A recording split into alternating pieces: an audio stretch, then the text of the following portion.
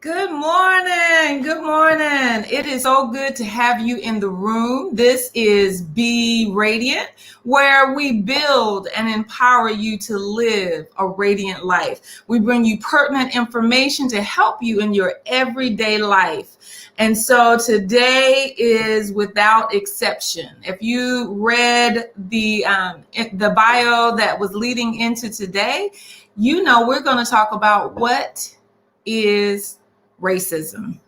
Wow. Does it even exist? Is it even something we should be discussing? Is it a part of the DNA of our country? What we've been told is untrue, or is it a part of our DNA and we need to accept that and move forward? But anyway, today we have an exciting guest that is going to come into the room, Dr. Amir Jamal Toure. This young man is amazing. He is amazing. He just did a visiting instructor stint at Georgia Southern University. He is Dr. Amir Jamal Toure. He has a JD from Mercer University. He also has his BS in political science and his BBA in marketing. So he is a well-rounded young man. But I will tell you one of the things that when I met him, how I met him, he was at the Jepson, which is a downtown museum here in Savannah.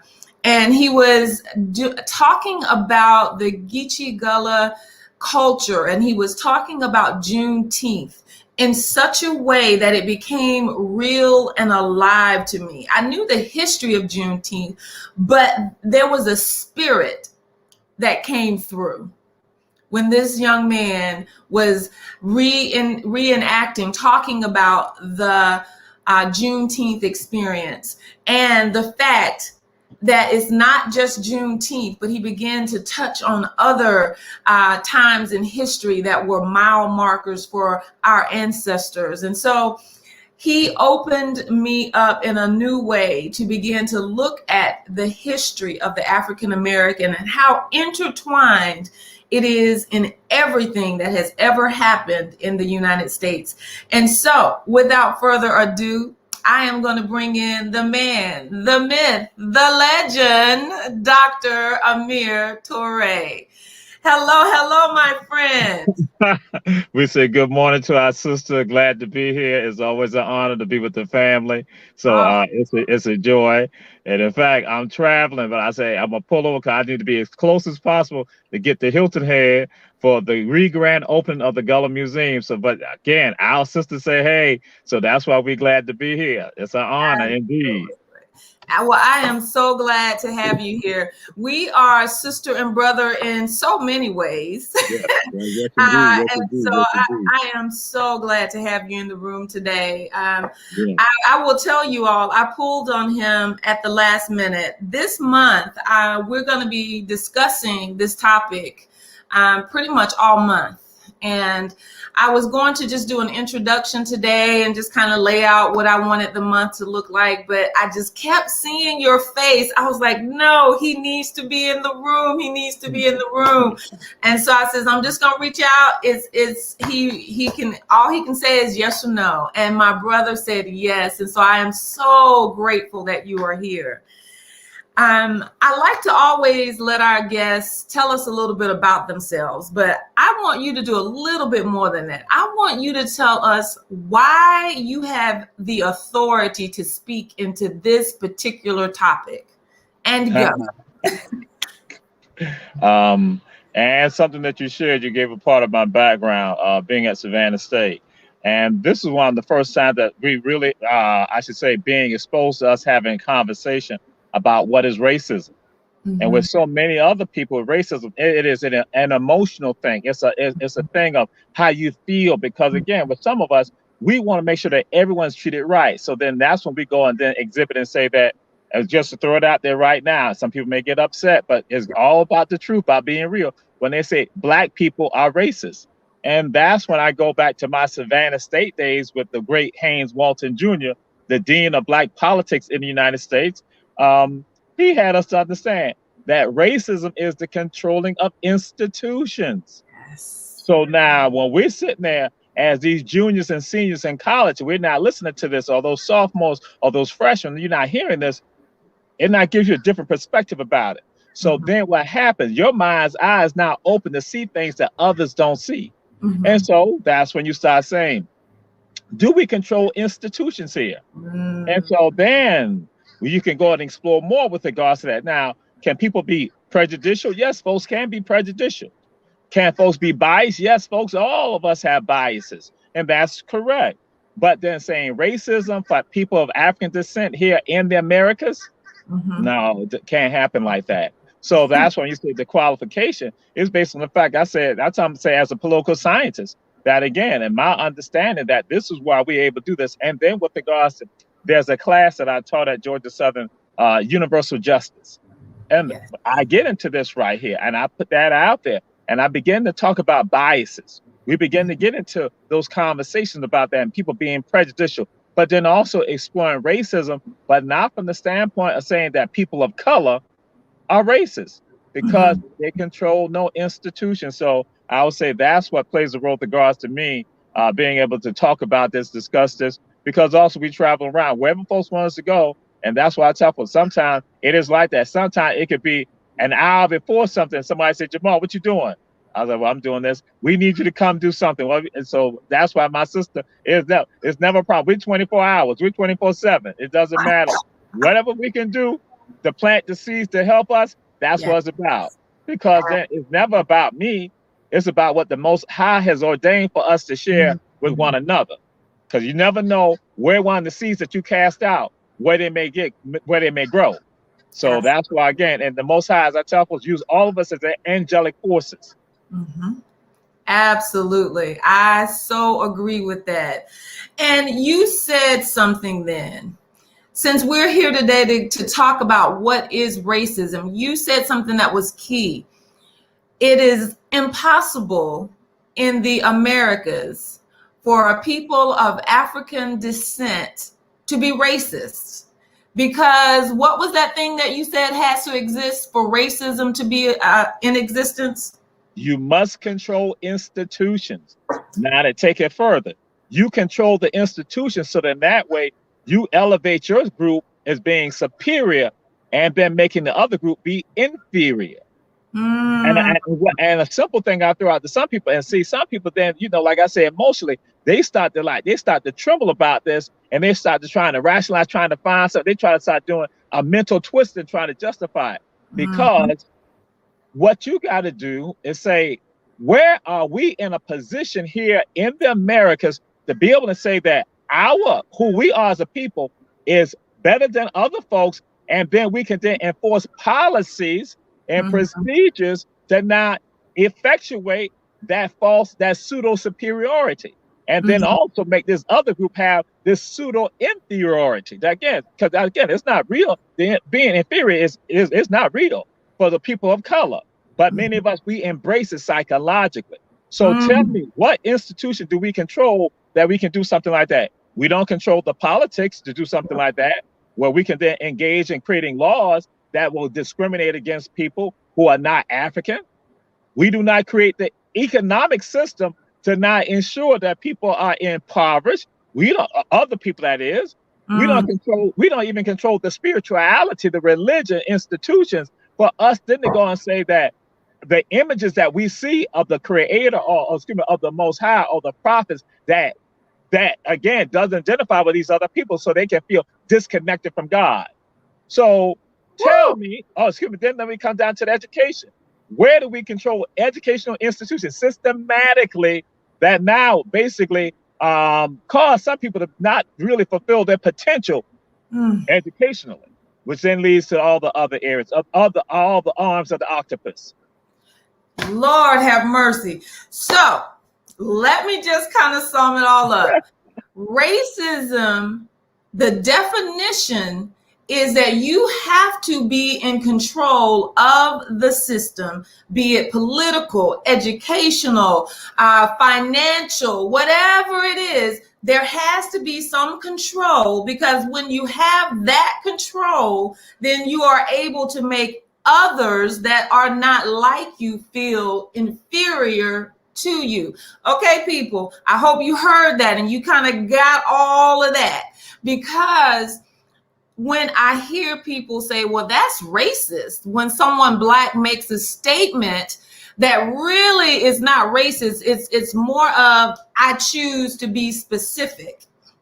You know, you mentioned the religious area, and you know that's my heartbeat right there. Right now, we're experiencing through another historian, another brother who is a historian, Jamar Tisby. He wrote the book, The Color of Compromise, and how to fight racism.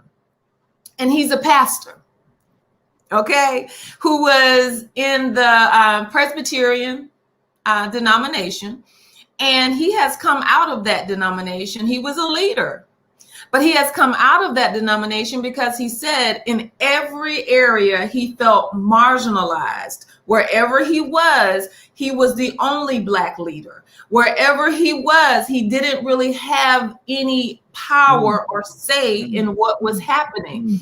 And the Most High said, it's time for you to go, brother. Because the more he began to talk about the color of compromise, that deals with the history of the, wait a minute, now get this, brother. It deals with the history of the church in slavery. Yes, ma'am. Yes, ma'am. Yes, ma'am. Talk to me a little bit about that, because you are my historian. This is not, is not something that just affected government systems. It also affected religious systems, that people were able to justify slavery using the Holy Bible. And let's go back in time. Let's go back to something for some people. It was called the asiento. And it's almost like a franchise. And the asiento is done by the Catholic Church. The Catholic Church now begins to give a license to what we just, the long and short of it, the short of it is give a license to Spain and Portugal to now go put these African people on the continent in captivity. That it now justifies and rationalizes, and it's right there, and it's okay. So you got the asiento.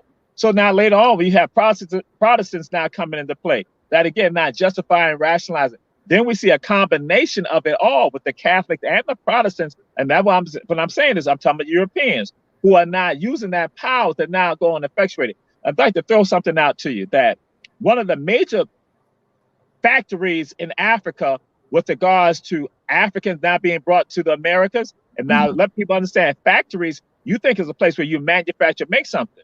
Factories are were holding areas. And so the greatest factories of all time were in Africa. And what were the commodities there in the factories in Africa? They were called black gold or black ivory, your ancestors. So when someone's a factor, that meant that they're an investor. That's why in Savannah, you got a street called Factors Walk, and you ain't even understanding what that's about. But that's another story for another day. But back to the factories along the coast of Africa. And one of the major factory points is a place called Ouida. Ouida is in Benin, West Africa. And in Ouida, they will bring our ancestors up the factories there, then march them past the Catholic Church. And so I tell folks, I said, so then you have this priest, or bishop now saying, bless the heathens, other things like that, justifying and rationalizing this racist attitude, this racist demeanor, this racist program, this racist pogroms that they now go effectuate to destroy people's lives that still impact us today. So with regards to that, we see that. Then we come over here to the U.S. and we go and see what people now begin to rationalize, justify the fact to say the curse of Ham, trying to rationalize that, trying to use that to say that that's why Black folks should be kept in captivity. That's why Native Americans were supposed to lose their land. Then again, trying to use a part of the American story of manifest destiny. But then again, problematic because it is not true. It is false because you make these mental leaps. Again, I said that mental twister. That is absolutely incorrect. Now, throw something out to you all. Those who are looking at us. One of my heroes is a man by the name of Bishop Henry McNeil Turner. Bishop Turner, Amy Bishop. And Bishop Turner preached a sermon in the 1800s and early 1900s, which he said, God is a Negro.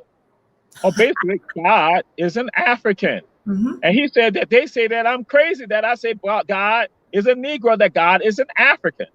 He said, let me be crazy, let me be insane. Because he said that all people on this planet identify God themselves except for the Negro. He said, as long as the Negro think that God is white, they shall always think that the devil is black, and they will favor the devil. So meaning that they're far removed. And he preaches in the early 1900s and late 1800s. And he is actually called the father of liberation theology. And guess what? He was in Savannah, Georgia at one point in his life with regards to the AME Church, the mother church of AME's in Georgia, St. Philip Monumental AME. So Bishop Turner is now rationalized understanding. And some people say, well, Jamal, you know, I kind of identify Jesus looking like us. And I'm like, okay. I said, but you're not understanding where he's at. He's at ground zero. Because for some of us, my sister, is this. Some of our ancestors on Sundays, when they had church services on Sundays, guess what? They were saying, oh, you are a good master. You are a good mistress. They were praising the plantation owners, the people who held them in captivity. They were not praising God. And so these people sitting, as I said, sitting on their porches, on their porticos. And so they listening to these African people now praise them, saying that you gave us life. You let us live. You the one, you command death. So here go human beings now sitting there, not developing this God complex that now they control these people right here. And then some of these people actually identify with this. So now what occurs, even after the psychological bombardment that went on with them, you now think when they have freedom that they are now going to do what Bishop Turner said. No, some of them now transform the concept of praising the plantation owners to not using the images within their own churches when the churches are predominantly black. And then finding people when they try to tell them, like, no, depict images of Jesus and any of the prophets and messengers of God, you know, favoring you. People got mad. No, that's not right. Psychological, now understanding. And that is religious racism. Wow. It is deeply embedded and rooted in religion. It just is, because this idea or concept of white Jesus, first of all, if we just look at the reality, he was an Asiatic Palestinian Jew. He doesn't look anything like the portraits that we see. And they don't realize where they came about, and that, like you said, it was that mental twisting that our dominant culture had to do to say, you know, Jesus must look like me. He must look like me. And if he looks like me, I've got to paint him like me. And if I paint him like me, then my behavior is okay. Because now I identify with, and I've taken anything away that would have that, what we call subordinate culture, to identify with Christ at all. Well, I'm going to tell you, I see him, like you said, like our good bishop said, Bishop Turner, I see him looking a whole lot more like me than any picture that I have ever been confronted with. And that's kind of the thing that Jamar Tisby talks about, is the fact that you go into a church and all of the artwork and everything that you see depicting the Christ looks so unlike you that all of a sudden you say the ones that look like him must be better. They must be closer to him. They must understand him better than I do. And so therefore, if I'm not in leadership, if I'm not a part of the decision making, then it must be his will. Yes, ma'am. Yes, ma'am. Yes, ma'am. Absolutely not. Absolutely not. That's a sermon that I preach often about what justice really is. First of all, justice is setting things right, which means if the Lord institutes justice, then something must not be right. Yes, ma'am. Yes, ma'am. Yes, ma'am. Right. So I could go on and on. I will say this, and then we're going to move on, because people are here for more than just this. But the one thing that I try to tell people is Paul, who was also a Palestinian Jew, darker in complexion.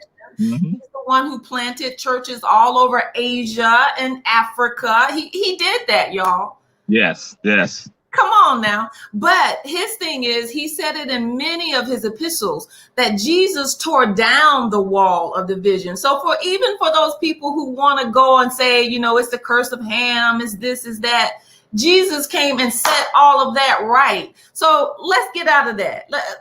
We don't even live under the Old Testament anymore. So stop trying to perpetuate that. Okay. Let's give it to him, Dr. Toure. Let's just say you were right. Let's just give it to him. But we are now under a new testament. We are now under a new, the blood has covered anything that happened. So let's stop with that. Let's let that go. Anyway, moving on. I digress. I just want to say good morning to a few people. Good morning, Orlando. Good morning, Tammy and Marcus and Erica. Welcome into the room. We are having some conversation about what is racism. And we have already been hip to the fact that racism must include some power over systems. Okay? And so that right there is the beginning of it. That's the beginning of it. Well, tell me, if someone uses the statement that I hear quite often, Dr. Toure, I'm not racist. What comes to mind when you hear that? We understand that racism exists where it is explicit and implicit. You have overt and subtle racism, which also plays a role with regard to sometimes some of the microaggressions that come in play. Because again, that's a part of the sprinkling with regard to racism. You have microaggressions that when, I'll throw it out there, because right now people are so fond of talking about the Karens, like that, the Karens and the Kens. You don't realize that that's a part of the microaggressions that is tied also to racism. That again, they may not be racist that they're going to say that, but then they had certain thoughts. They might, and sometimes those thoughts sometimes pertain to that their neighbor, their co-worker, maybe even a family member, a classmate, that they are different from them, that their standards are different, that, and when they use phrases like, you are a good one, you are a good Black person, you are a good Latino, you are a good one. So then now, what are you saying about all the rest of them?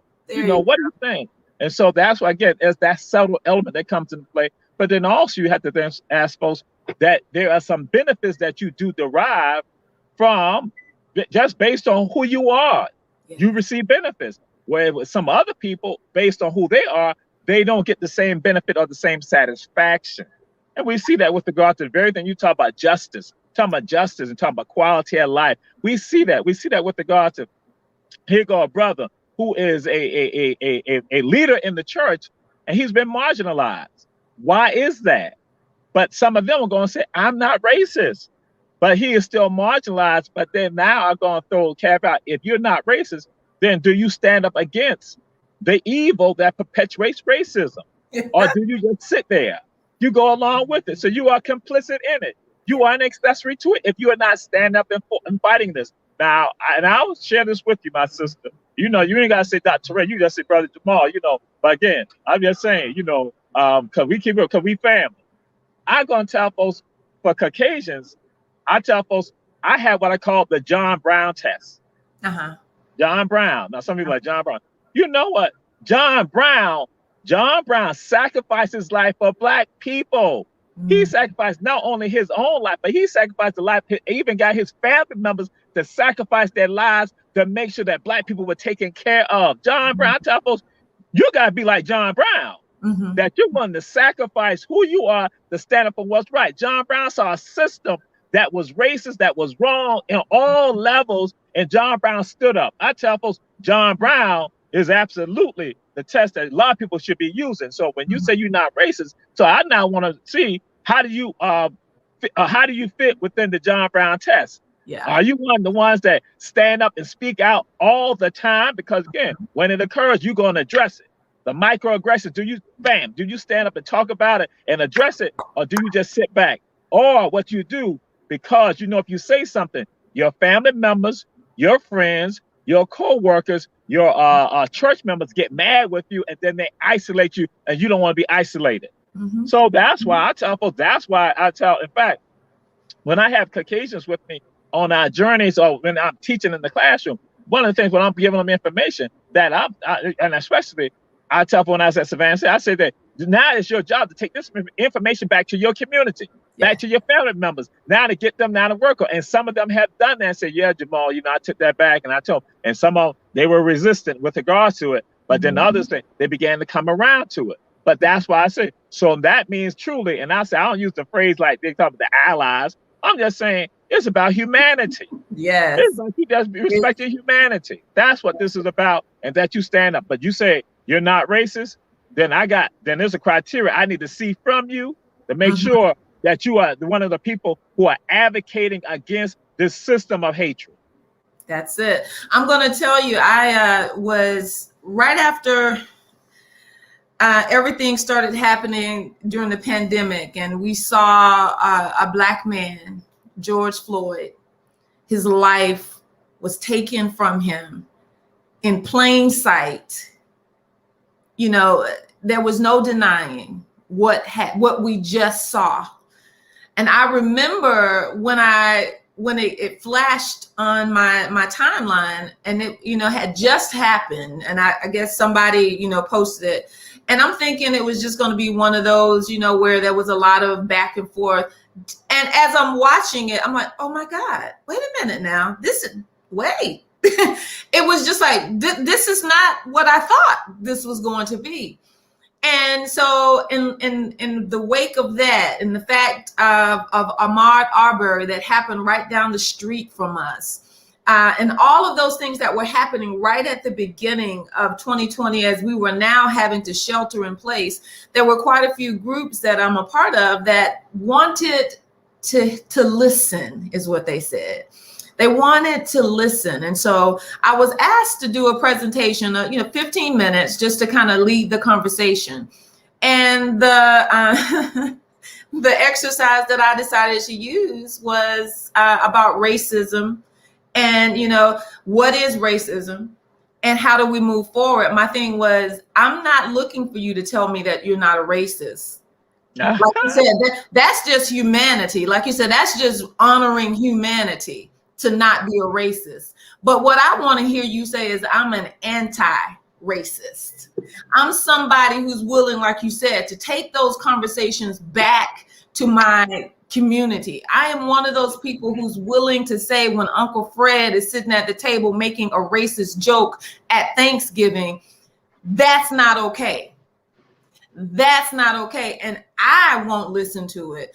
And get up and leave if you need to, or make him feel so ashamed of that comment that he becomes uncomfortable. Let's start flipping the tables. I don't care if you're not racist. Yes. You're not helping me if you're not racist. The only way you begin to help me and help people that look like me, the brown and Black people, the people of color, whatever your new little phrase is, the only way you help me is to be anti-racist. Be willing, like you said, to stand up to that John Brown test. Are you willing to stand up and say, this is not right? Institutional racism is not right. And if you own a company, I will not, allow people of color to be overlooked. And that's what I want to hear. I don't want to hear I'm not racist. That don't mean anything to me. So you can set up a point of contention for me, huh? Yes, indeed. So if we're talking about, and I just mentioned it, about the fact that if you own a business and you say you're not a racist, show me. So if that's the case, how do these companies that are predominantly white owned, how do they begin to say, I want to have some equity and inclusion? Those are words we're hearing, bylines. What exactly does it mean? What it means is it now goes with regards to respecting the potential and the talent of the people within the company and treating them fairly. But then, I'll say this. not just within the company, that when someone wants to be a part of the company, that when you go and look and you didn't decide you will not hire certain people based on, I'm saying, on some fictitious, rationales, then that's a problem, because then you make sure that only certain groups of people are able to come in. You say, there was a book about Tom say, people of our kind. And so what happened, you not have people of your kind right there. And then you might let a sprinkling of some people who have some talent, but they have to be like this meteor, like this talent that goes to the skies. Yeah. Whereas other people can be, guess what? And we've had this conversation, someone talked about that. African Americans, we gotta be this 3 times and 10 times better. That should not be the case. Should not. Because you see other people where they can be extremely mediocre. And so we talk about that. People talk about that with regard to institutions, saying that some people are not able to go to predominantly Caucasian institutions, but they can come to HBCUs, and they come to HBCUs, and they can be mediocre at an HBCU, but merely based on their ethnicity, on their race, that they're given this lead with regard to this, and people see it. And now just to share this with you, some of you might, he being far-fetched. No, just to share this with you, and that way again show the economic disparities that's tied when you talk about these companies, because again, you have some, I'm going to say, entities here that they have women who have PhDs. They have women with PhDs. They make less than Caucasian males who have only a master's. Absolutely. You can't rationalize and justify that and say that you got to work 10. No, it's not. And the disparities with regard to the salaries are some $20,000. Yes. $20,000. Yes. Like, oh my God. Like, how can you even go and justify that? In particular, it's African American women with PhDs making $20,000 less than Caucasian males that have only a master's. Yep. So I cannot tell that sister, that's what it is. You can work 10 times harder to still make less than them. That is absolutely horrific and wrong and unfair. And I'm going to tell people that is ungodly. Absolutely. Completely. I agree. And I'm sitting here as you're talking, trying to remember this. It's a company, a major company, and I can't even remember. That makes me mad when that happens. But what they did, they had a top executive position that was open. And they wanted to test the theory, because a lot of people were saying that the talent pool for African Americans is just not there. That's what they are perpetuating. And so they did a blind hire. They, put the HR blacked out the name of the person. So therefore you can't begin to say, oh, this person is or this person isn't. They blacked out the name. They blacked out the institution where the person was educated, and you only saw the degree, but not where they were educated. And then anything that would give away, they blacked those things out. They redacted it. And then they presented it to the hiring executives, and they had to select 5 candidates, I think, out of, let's say, 20. Out of that, 4 of the candidates ended up being African American. 4 of the 5 ended up being African American, with the blind test, with taking anything that would cause you to be biased out. They were qualified for the position. But we don't need you to be colorblind. Yes. I need you to see that I'm a Black woman. I need you. So that, although it was great because it proved the point, at the same time, now you've taken something from me. I can't show up fully in all of this beautiful Blackness because you've taken that from me, and you've said, in order for me to be able to fit in, I have to not show any of those criteria. That's right. That's right. That's right. That's right. That's right. That's right. That's right. Absolutely. Absolutely. That there's nothing wrong with recognizing people's ethnicities. Nothing wrong with recognizing people's cultures. Nothing wrong with regards to recognizing people's race. That the racial phenotype. It's no problem with that, because we infuse that. Now, just to show you again about control of society. Now, I will share this with you. This from a cultural and historical standpoint. tell me how many Africans celebrated Christmas in Africa before being put into captivity? None. Ah, so, but now when you come here into the Americas or you're in Europe, you celebrate Christmas. But then we also understand the origins of Christmas, what it's tied to, and that again. And that user entity known as Santa Claus. We did not have Santa Claus in Africa. We did not have it. So what is that tied to? That is tied to respecting someone else's culture and not embracing someone else's culture. And so many of us, we have Black Santa Clauses. So we have that. So guess what? So it's okay for us to embrace other cultures, but then you tell me I can't assert my African, now I call it my Africanity, then that's problematic. So with regard to humanity, we're always on an equal foot, equal level. So we respect one another. That's what we do. But then again, when going back to the very topic you talk about, when it's about racism, you control and make sure that you marginalize other people and who they are. Then what you do, and one of my great friends, Nigel Near Enser, he came on something, you not take on, he called it petty Afrocism. You get the petty Afrocism and you applaud that. You go applaud the petty Afrocism. That is so unique. But then when it comes down to it, you do nothing to uplift those people who created these things these wonderful. And when I say this, like with regards to the American cuisine, Southern cuisine, it is African based. So we'll celebrate the eating of chicken and seafood and rice. We'll celebrate peas. We'll celebrate all of that. But when it comes down to it, you then still will reap benefits off of the very recipes of those people's ancestors.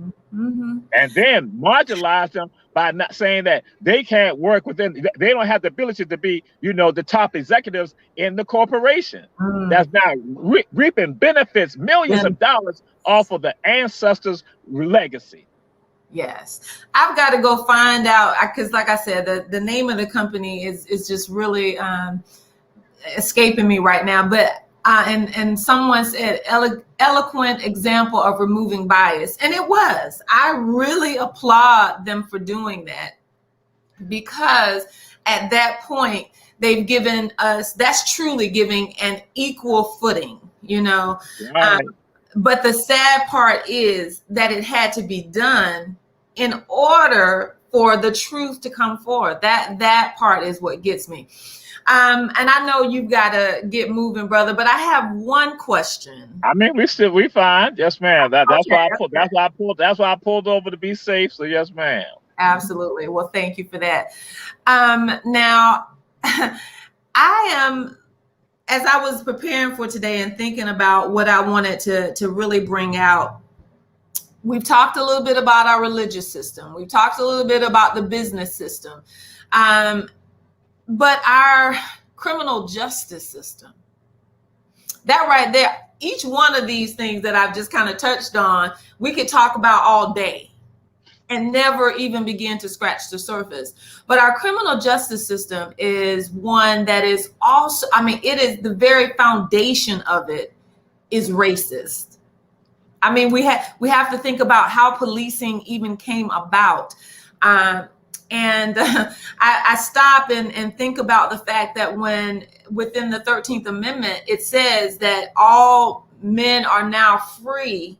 However, it says, except if you're a part of the criminal justice system, you've committed a crime and you're serving time. So it shifted from the plantation to the prison. Or as our ancestors said, the chain gangs. Yes. And so all of a sudden, things, the hardest working, as they say, race was the African American. Sun up to sundown, very little sleep, very little to eat. All of a sudden, overnight, they became now the laziest people around. Ooh, yes.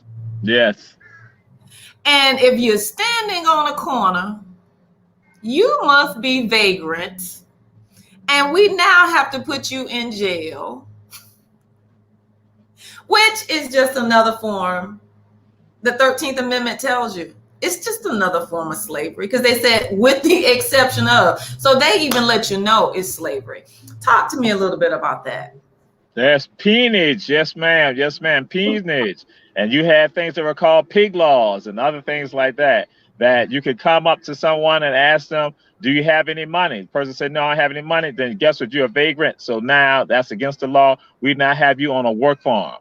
And so now you're leased out. Convict leasing system. You're now leased out to now generate wealth for corporations and small farmers and also other institutions. Just to let you know, some of you out there, you heard of something. I want to say the steel corporations that were in Alabama. You heard just the steel corporations in Alabama. I want to say U.S. Steel. They use that type of system, and in fact, had people held in captivity even in the 1900s under the peonage system. That there are conversations that people had. They said that they taught the folks, and some of them they say they're going home, and they asked the folks. They say, "When you going home?" The person said, "I stay here," and they like stunned. Some of these people like looking, they like stunned. They're like, "What are you talking about?" They're like, "We belong to the company." So again, they're stunned. They're not thinking about this, but later on, finding out that yes, the peonage system was working in this country, and it was something tied to race. And to tell you how we know it's tied to race, because what happened and it's tied to an incident that people don't even realize the relationship is tied to Pearl Harbor. Now, some people say, what does peonage and Pearl Harbor have to do? What occurred when the Japanese attacked Pearl Harbor? FDR, the President of the United States, Franklin Delano Roosevelt, said to Southern governors, saying, listen here, y'all got to cut that right now, because the Japanese are going to now get the Negroes in the United States that now become agents for them, that they're going to now have an enemy combatant inside this nation. And this peonage system that y'all now still got people put in captivity, owned by corporations and by private citizens, it got to cut. So Pearl Harbor did damage with regard to that system. Now we still have it, but it just evolved into another aspect. So again, when you have convicts, you have people in prison who are now working for manufacturing jeans and all other items that we buy right now. And some of people are going to say, this is made in the USA. When you say made in the USA, you need to ask, made in the USA by non-prison workers or what? Tell me.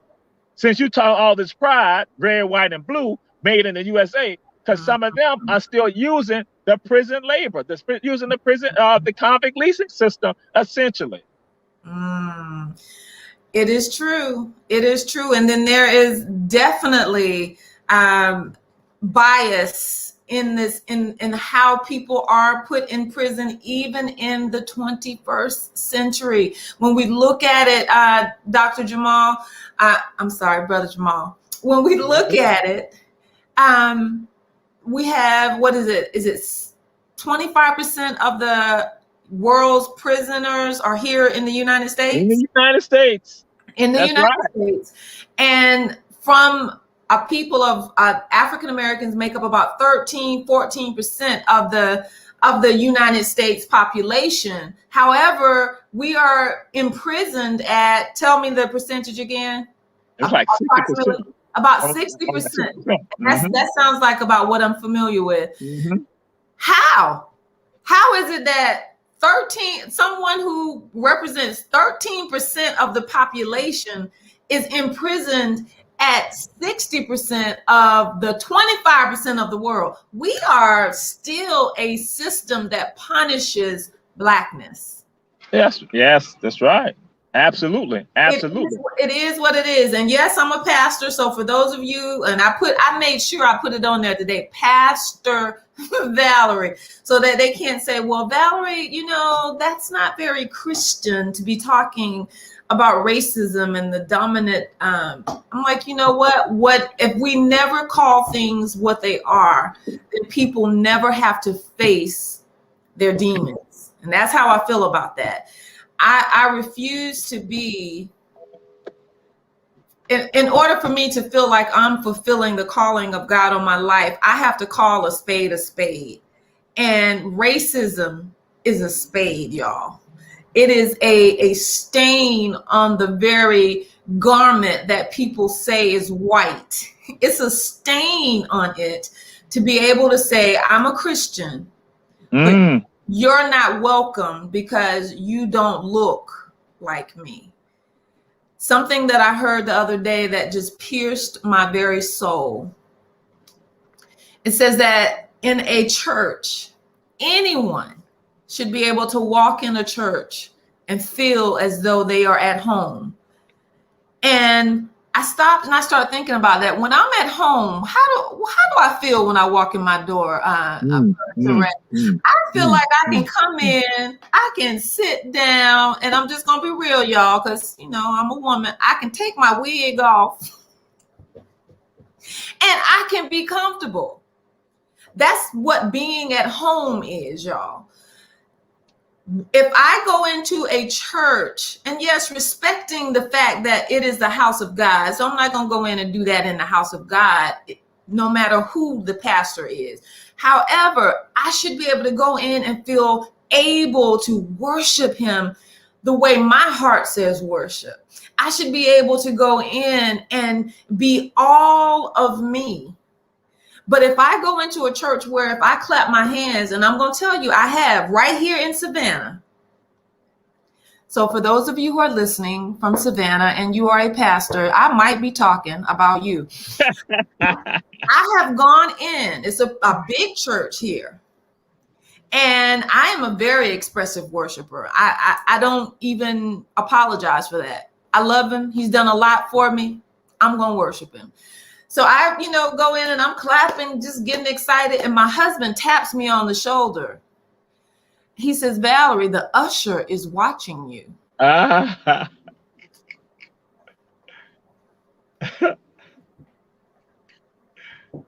on now. So do you think I was there very long? I did not feel at home. Okay.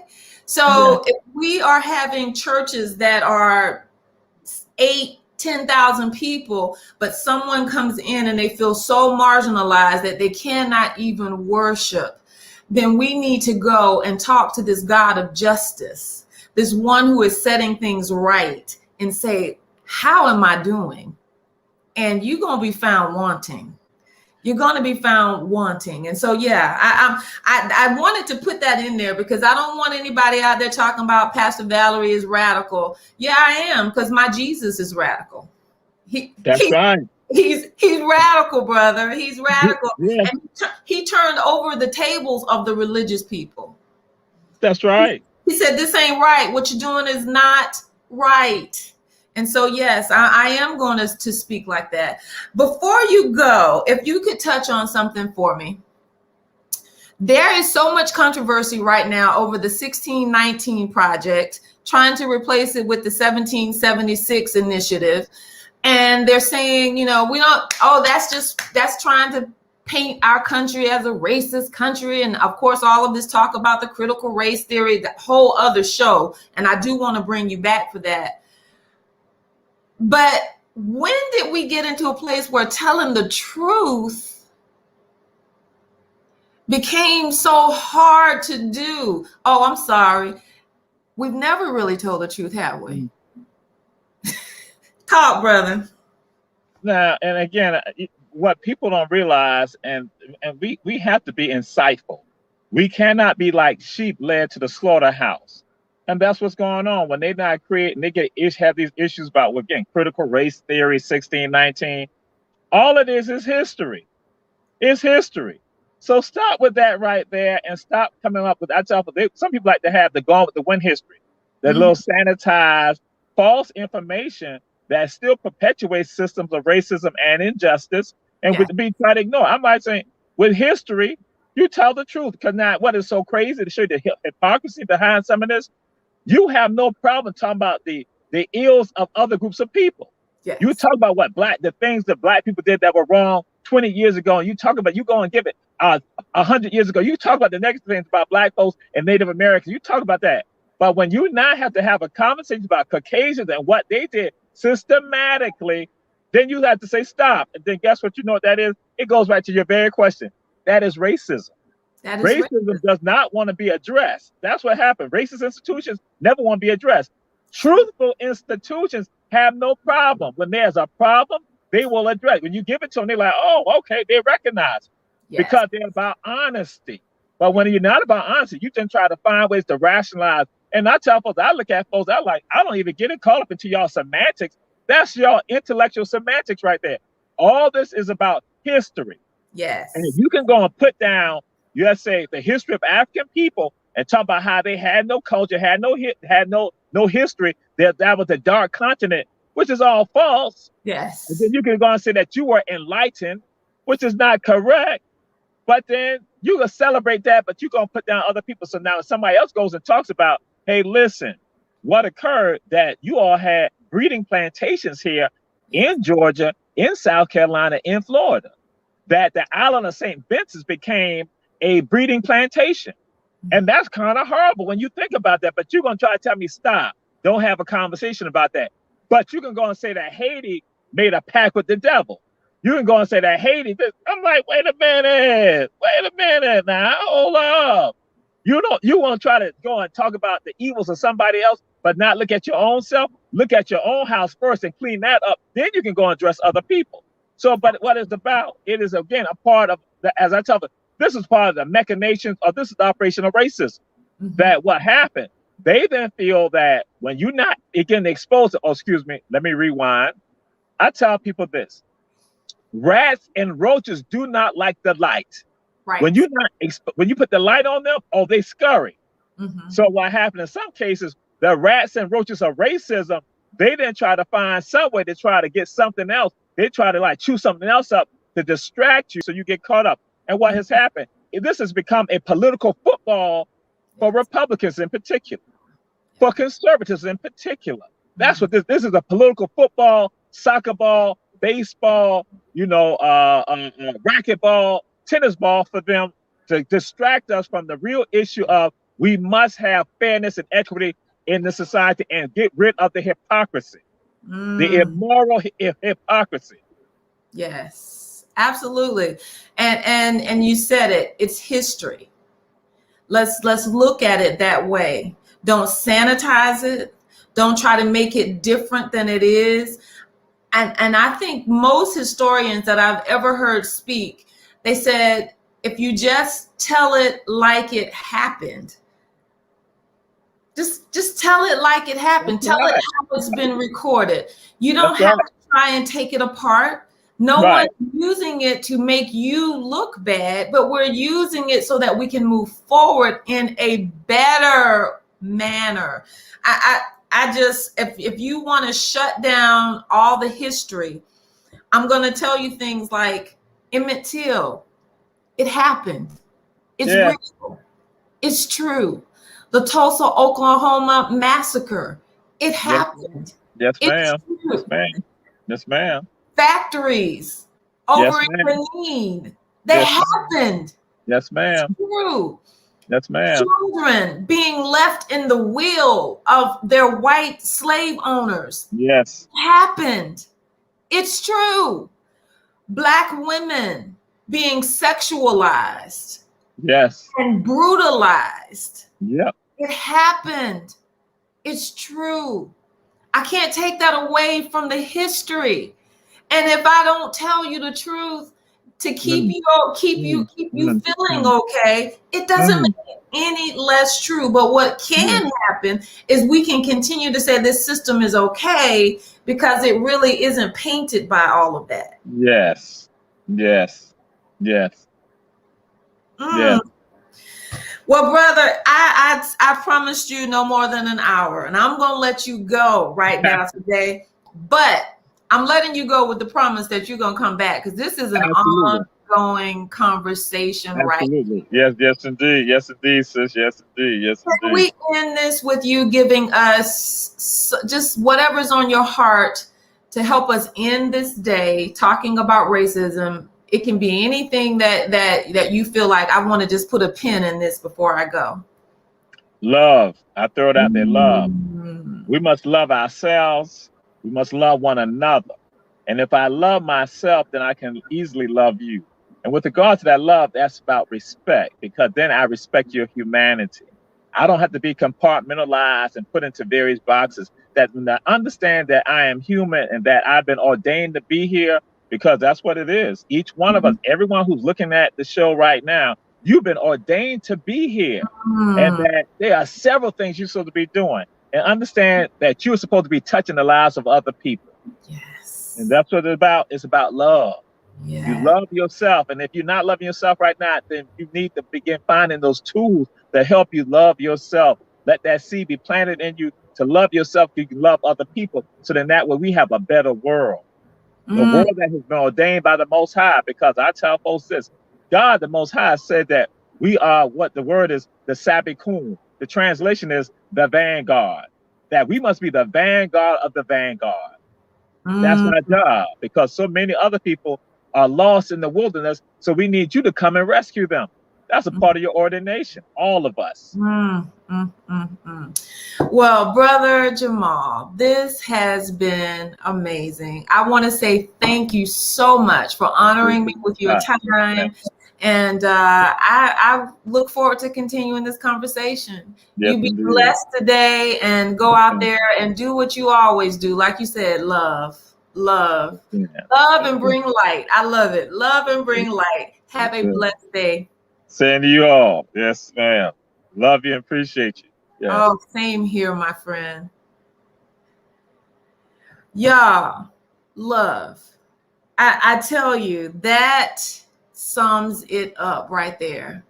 Those of you who have listened today, that is what Jesus himself said. He said, you know what? He was talking to the religious people of the day too, and he was looking at them and he was saying, you know, the Pharisees and the Sadducees who were trying to make everybody look like them and act like them and be like them. He looked at them and he says, you know what? He says, you're talking about the law. There were ceremonial laws. There were moral laws. There was the 10 Commandments. And he says, you're doing a bad job at most of them.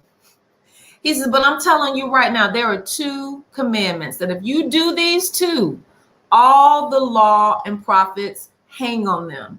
He said, love me, love God with all your heart, your soul, your mind, and your strength. And love others as you love yourself. There's 3 types of love in there. There's love of God first.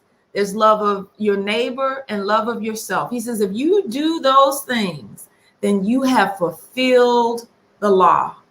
And if I love my neighbor, then I'm not going to go over and mistreat my neighbor. If I love my neighbor, I'm not going to say mean, hurtful, hateful things to my neighbor. If I love my neighbor and I recognize the image of God in him, Black, white, Hispanic, Latinx, Indigenous, Asian, whatever it may be, if I love my neighbor the way that God loves my neighbor, then I won't kill, desert, hurt, or any of those things. And our brother said it. This system could be changed in a moment if people would simply love. So you guys have a beautiful day. What is racism? It's a systemic form of repression by the people who have the power, and it subdues others around them to cause them to feel inferior and causes the person perpetrating it to feel superior. There must be a power structure there. So let's tear down this wall when people start talking about racism and they're starting to point it in the wrong direction. We've got a lot of work to do. But just like my brother says, it starts with love, truth, and honesty, y'all. Have a beautiful day. And remember, as you go about your day, build and empower people to live a radiant life. I love you guys more than you'll ever know. Be blessed.